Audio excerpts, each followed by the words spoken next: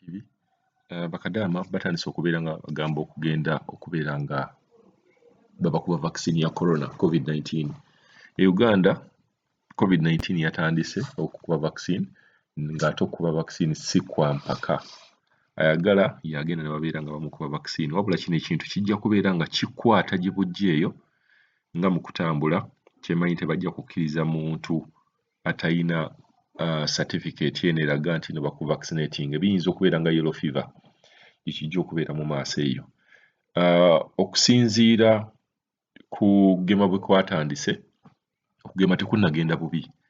Bantu beegemesezza e Uganda naye tetunnafunawo complication oba issues egamba nti omuntu baamugemye oba n'alwala oba omuntu baamugemye n'afuna okugamba oba n'apassinga out nga bwe tubadde tubiraba mu videos ezimu eziva ebweru. E Uganda ekintu kibadde kikyatambula bulungi. Naye vaccine y'e Saudi simanyi kuba vaccine yaffe si y'emu n'ey'e Saudi. Omanyi vaccine za corona nnyingi nnyo ne Uganda tugenda kubeera nga tutandika okubeera nga tukola vaccine ya COVID-19 egema COVID-19. So ensi ez'enjawulo ziyina vaccine ez'enjawulo ng'ate vaccine zino buli nsi eraba ng'eyaayo y'esinga okubeera ng'ekola. Recently twalaba amawulire ag'e China nga China egamba nti bw'oba teweegemesezza ng'okozesa eddagala ly'e China bajja process gy'oyitamu okubeera ng'ogenda e China oba okuteeka mu quarantine ejja kubeera nga nnene. Naye bw'obeera weegemesezza ne vaccine Abachina gye baakoze bagamba buli kintu kyonna kijja kubeera kiggondera okubeera ng'ogenda mu nsi yaabwe. So kino ekintu kya vaccine kiringa oba abantu abagamba nti eyaffe gye tukola y'esinga ey'abali tekola.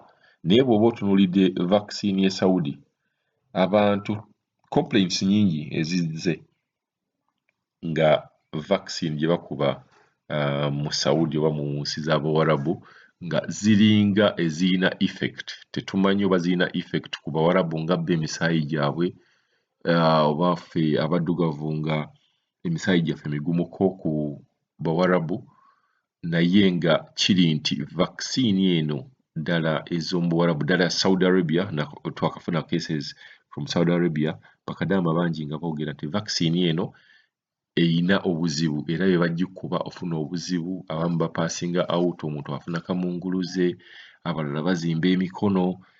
Kadaama tugenda kufuna kadaama wano naye annyonnyole ku baboosi be kiki ekyabadde bwe babakubye emikono gy'abazimbye, baalwadde, tebakyava mu buliri.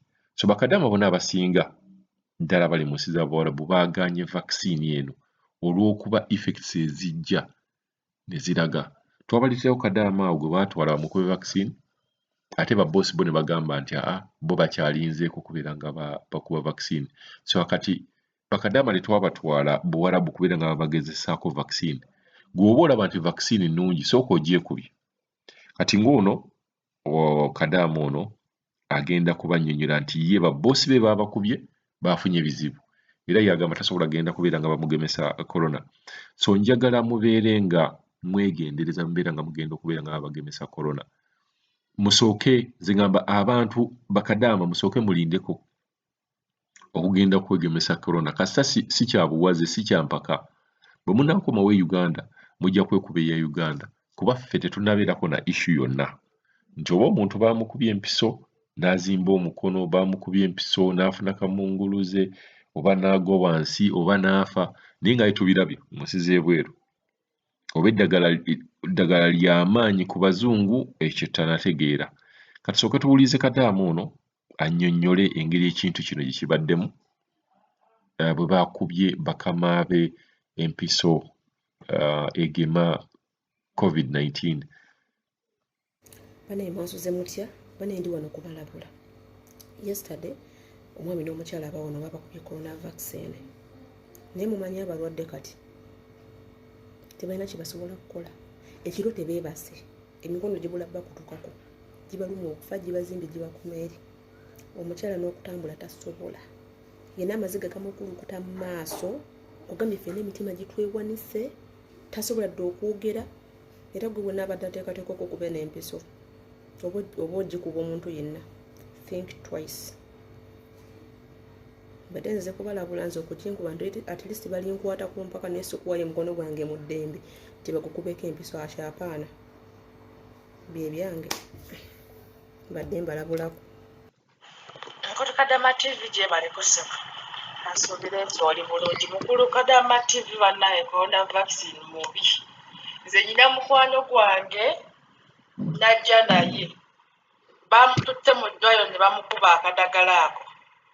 Yagambye nga ne bwakwata sowaani egwa ng'awunga atagala butagazi ng'agweri yenna azimbagatanya omukono gukoma eri kati wulira n'oyo agambye bakama be babakubye eryo eddagala. Kitegeeza eddagala lino si ddungi. Nze sigenda bikkiriza nawulira babyeyogezaako wano. Mpozi nange era banantwala ku kifuba ne bamukwata mpaka okunzijano era bwe ndimanya nti kunkuba ddagala ne bwe ndiba ntuse mu ddwaliro nina bafuukire zike ngani gwe balikuba. Abaana bonna buli omu alaaja na lulo gwe baalikubye. Omwana yatugambye bannange mpunze omutwe gunzitowa mpulira sikyategeera nzenna mpulira bubi kwegamba ndi akalinda obulabe.